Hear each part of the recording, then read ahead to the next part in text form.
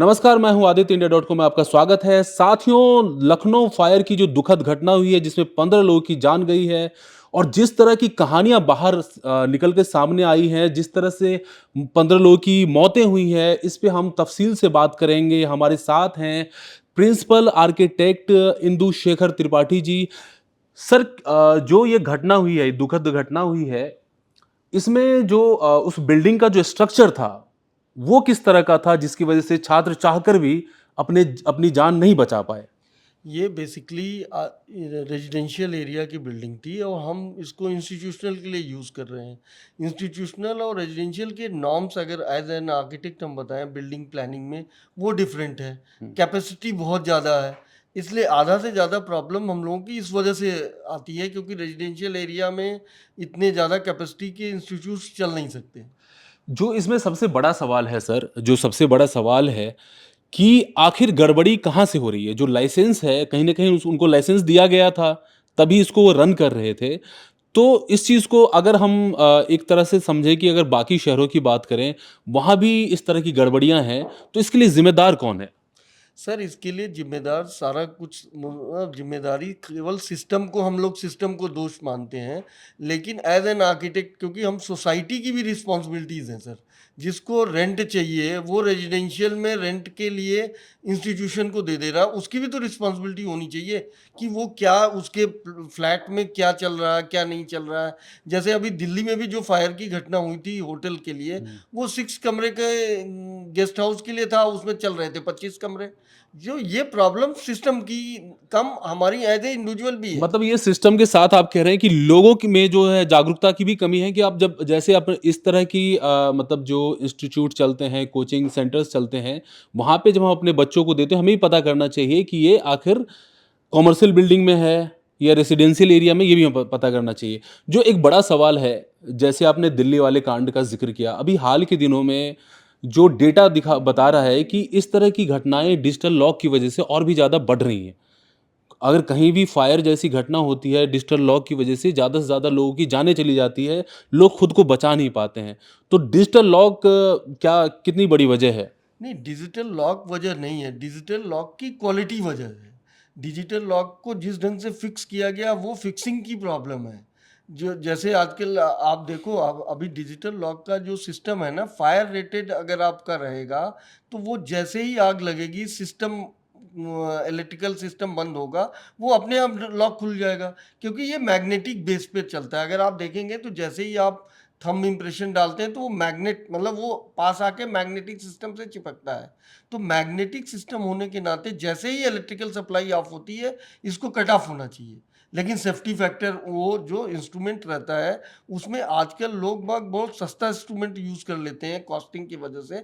ये भी बहुत ज़्यादा प्रॉब्लम क्रिएट मतलब करता है। बेसिकली आप कहना चाहते हैं कि अगर डिजिटल लॉक अगर सही तरीके का हो, अच्छी कंपनी का हो, अच्छी क्वालिटी का हो, तो ऐसे कंडीशन में फायर अगर कहीं फायर की घटना होती है, तो लोग बचाए जा सकते हैं यस, बिल्कुल बेसिकली। बिल्कुल।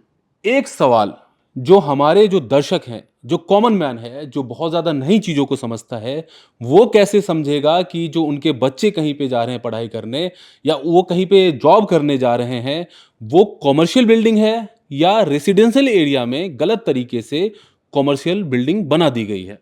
सर ये पहचान। आजकल क्या हो रहा है सर, अगर आप देखो तो हर चीज़ की ऑनलाइन चीज़ें हैं। आप आजकल कोई भी बिल्डिंग के बारे में आप गूगल से चेक करो, अथॉरिटी की वेबसाइट पे जाओ, सारी चीज़ें होती हैं, सब पोर्टल पे होता है। सारी चीज़ें, यूपी गवर्नमेंट भी डिजिटल है, सारी चीज़ें पता चल जाती हैं। उसमें क्या है, और इवन आप देखो जैसे अभी आपने बोला, हर जगह क्या होता है, इसके प्लान रहता है। आप किसी इंडस्ट्रियल बिल्डिंग में चले जाइए, किसी कमर्शियल में चले जाइए, होटल में चले जाइए, उसमें पहले ही रहता है एक इसके plan in case of fire, आप कैसे निकलोगे, वो पहली चीज़ होती है मैंडेटरी। लेकिन आप देखिए जनरल बिल्डिंगों में कहीं भी नहीं रहता वो। लेकिन जो आप एक लेवल अप जो बिल्डिंग्स होती हैं, आप देखो वहाँ हर डोर के पीछे आप पाएंगे जरूर कि इसके प्लान क्या है। बिल्कुल, हाँ सीढ़ियाँ कहाँ पे हो, हाँ, सेंटर में यस सीढ़ी यस होनी चाहिए। यस। लोग क्या करते हैं कि कमरे से या अपने फ्लैट के नज़दीक सीढ़ी देते हैं जिससे भी घटनाएँ बढ़ती है। जबकि जो नॉर्म्स कहता है कि वो बिल्कुल ही सेंटर एरिया में होना यस चाहिए बिल्कुल। और 2 सीढ़ियाँ होनी चाहिए। सर हर चीज़ के लिए नॉर्म्स हैं। हाँ। मैं तो आर्किटेक्ट हूँ सर, मैं हुँ। तो 30 साल 35 साल से यही काम कर रहा हूँ। हर चीज़ की वो है कि ट्रैवल डिस्टेंस स्कूल में कितना होना चाहिए। अब जैसे रेजिडेंशियल बिल्डिंग है तो उसकी ट्रैवल डिस्टेंस अलग है, आप उसी को कमर्शियल कर दिए तो ट्रैवल डिस्टेंस अलग हो गई। इसके रूट जैसे ग्राउंड फ्लोर भी लॉक्ड है। अगर आप देखें जैसे उसमें जो हमने वीडियो से ही देखा कि जो आग लगी अभी कोचिंग सेंटर में, ग्राउंड फ्लोर भी पूरा लॉक्ड है। इतनी बड़ी पॉपुलेशन किधर से स्केप करेगी, इसका कोई रूट प्लान ही नहीं था। तो सर ये है कि जो मेन जो समस्या है, जैसे कि ये घटना हुई, लखनऊ की घटना हुई, हम सभी लोग इस पे बात करने लगे। क्या ये मुद्दा बना रहेगा, लोगों में जागरूकता आएगी या फिर आज से 10 दिन बाद सारी चीज़ें नॉर्मल हो जाएँगी? नहीं सर, देखिए मुझे मेरे हिसाब से तो अवेयरनेस धीरे धीरे आ रही है लोगों में और लोग चेंज भी हो रहे हैं, लेकिन थोड़ा टाइम सिस्टम में लगेगा। लेकिन ये है कि इतनी डेथ के बाद हम लोग अवेयर होते हैं, ये गलत है।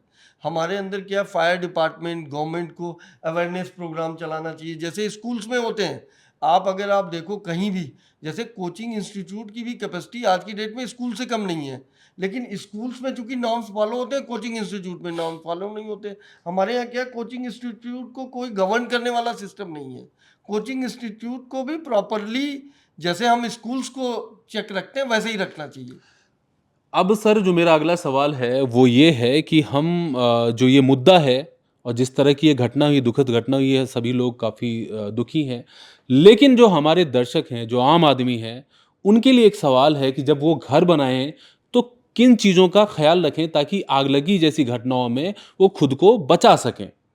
सर देखिए, रेजिडेंशियल तो एक छोटा सा प्रोजेक्ट होता है, उसमें बहुत ज़्यादा लेकिन सर कई बार देखा गया कि वहाँ भी जब फायर की घटना होती है तो लोग जान नहीं बचा पाते हैं और शाहदरा जैसे एरिया में जहाँ पे बहुत ज़्यादा गैदरिंग है वहाँ पे ये दिक्कत ज़्यादा आती है। नहीं, उसमें वही सिस्टम जो मैंने आपको अभी बताया कि एक तो स्टेयरकेस की डिज़ाइन प्रॉपर होना चाहिए और ग्राउंड फ्लोर पे स्टेयरकेस से उतर के जाने का रास्ता होना चाहिए।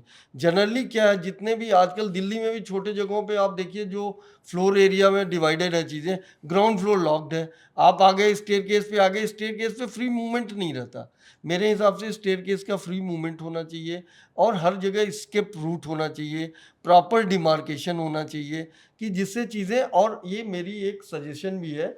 अभी जैसे हम लोग रुड़की के हैं तो रुड़की का एक ग्रुप है हम लोगों का, उसमें बहुत अच्छी चीज़ आई कि जब भी कहीं भी जाओ आप नई जगह, चाहे होटल में जाओ कहीं भी जाओ, स्केप रूट पहले देखो आप।